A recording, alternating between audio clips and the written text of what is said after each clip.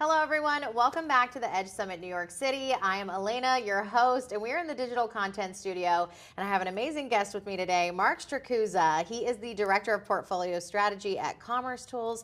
Welcome. Thanks for being here. So nice to be here. Yeah, it's great to have you. How was today? I'm enjoying it. It's really great conversation, panel discussions. It's been really interactive. I love that. I love that. And for those watching at home, obviously we'll have all of this content ready for you guys so you can feel like you were here if you weren't. But before we kick off, we're going to talk about AI and ethics, but I want to hear from you about what commercetools is all about. What do you guys do? Yeah, commercetools is a flexible and agile modern commerce engine, and we serve all business models. And why that's important is we help enable the rapid development of commerce solutions and really empower companies to solve the complex and growing concerns of the modern commerce world. And through composable commerce architecture, then we really help you empower the future of commerce, be future-proof, and of course, work with AI. Exactly, and you guys are a great partner of ours, so we're happy to have you guys, and you guys kind of help us service customers, and we work together on a lot of different things, but I'm curious about your thoughts around the ethical challenges around AI, because everybody's talking about it, and we want to tackle responsible innovation when it comes to AI. So how do you suppose we do that? I think ethics in AI really comes down to three key areas, which is your transparency, your accountability, and then your data privacy and security. And so what do I mean by that? Well, transparency is, do people understand how and where you're using AI? That's super important because customers want to know when they're interacting with an AI versus a human.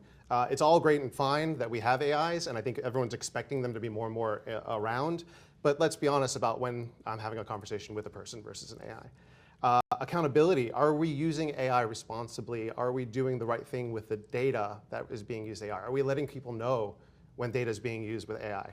Again, another big concern with people is they want to all know when their data is being used, when it's training models. I don't think it's a problem that it is, it's just the accountability to doing it correctly and doing it properly. And then data privacy and security goes hand in hand with accountability, which is, are you taking that data, are you treating it responsibly? Are you making sure that that data is not leaking, especially as you get into confidentiality information? If you're a global brand and you have, of course, GDPR compliance standards, there's HIPAA compliance, so many compliance standards, you have to make sure that you're doing it correctly with regards to privacy and security. Totally.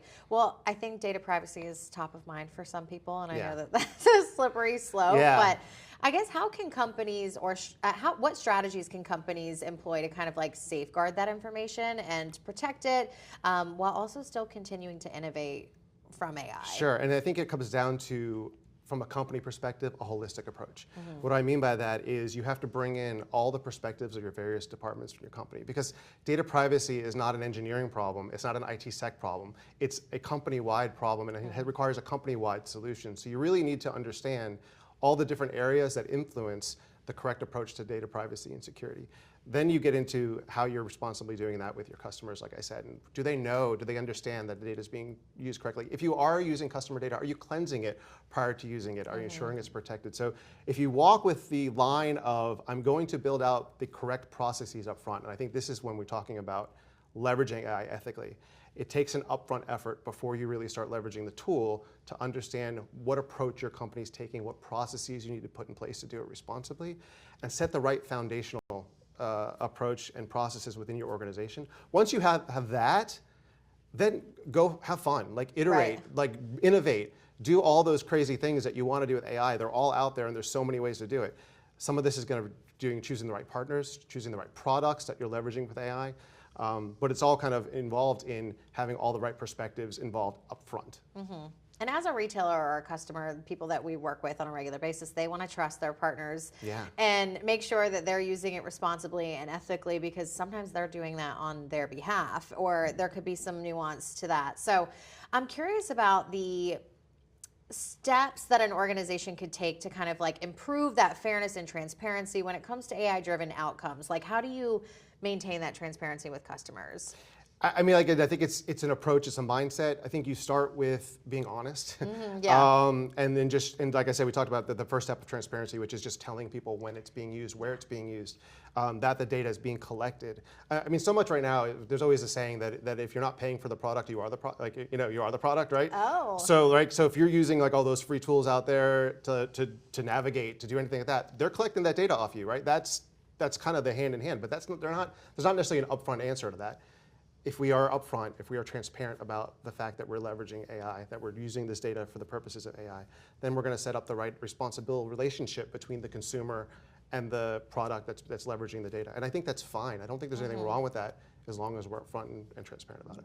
Well, now that we're seeing it more often and it's becoming more accessible for even just the average consumer, I find it interesting, like, do you think that consumers are more willing to give their data in result of like maybe a personalized experience or something, you know, just navigating this site better or things like that? Are you seeing that on your side? I think we've, as consumers, I think we've all kind of gotten used to the paradigm of that they're giving up our data, right? There's not a lot of private in the digital world. Correct. And I think that we're all okay with that to a limit. We don't want our specific information necessarily to be leveraged for somebody else to use. So it's okay if that information is used for me. I don't necessarily want my information to be used for you without me knowing about it or consenting to it ahead of time. And I think that's where the line maybe is drawn, is if you're going to use the information for me, if it's personalized experiences for me, if I'm getting personalized recommendations. I think most people want that because we want things to be more convenient for ourselves, especially in the world of e-commerce with the personalization of commerce.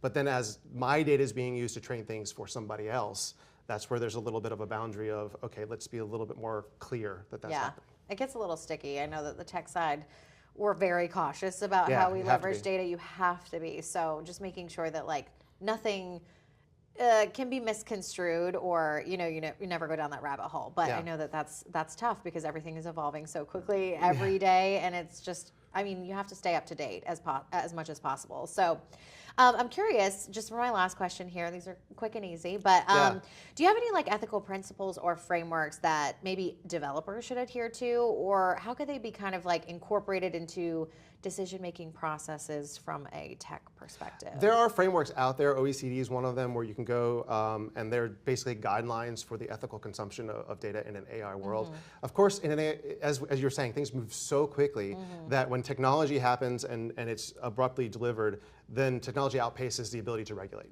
And so it's up to us as the leveragers of the technology to build in the ethical standards, because the governmental regulations, they don't exist yet, and if they are, they're going to lag by a significant boundary. So I think it's just be conscious of it, plan for it ahead of time, plan for how you're going to leverage it, how you're going to get access to the data you're going to leverage, how you're going to cleanse it. All of this takes a little bit of thought ahead of time, and I don't want to like minimize the ability to innovate. Like I think that that's super important, and that's why I say if you do a little bit of upfront planning, if you have your alignment upfront ahead of time, if you build in your methodologies to how you're going to gain access to your data, how you're going to cleanse your data prior to leveraging your data all up front, then once you have that really well-versed data set, which, as we all know, AI is all based on data. Without good data, AI is not going to be very functional. Then you're okay, and then you can go and have fun and innovate, and I think that's where companies like commercetools and the data that we provide really helps formulate a good plan forward for leveraging AI. Yeah, we totally agree. I love that. Just something for fun, throwing it out there. Anything that you're looking forward to or excited about from the AI perspective? Anything that you heard today that got you pumped up? Like, I know that putting you on the spot. No, there's so much, and I think where I'm really interested to see is how does AI transform the commerce experience? Because I think right now, we're all used to a very familiar approach to how we consume information and how we consume the shopping experience, which is you go to a website, you go to, whether it's an app, you go to some kind of front-end experience and you search for your products that you're doing. Well, conversational commerce, the idea of AI is going to invert that a little bit. I think you're going to have the AI as the entry point. I'm really curious to see how that evolves. I don't know what that is going to look like yet. Right. But I think it's going to maybe provide centralized points of contact for these shopping experiences. And then, of course, the ability to just like converse with shopping as I'm conversing with you is going to be so transformational, being able to just talk the way I like to talk. And then it knows what I'm looking for, even if I'm not saying it the right way.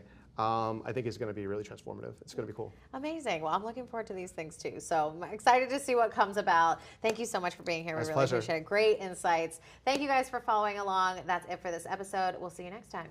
Bye.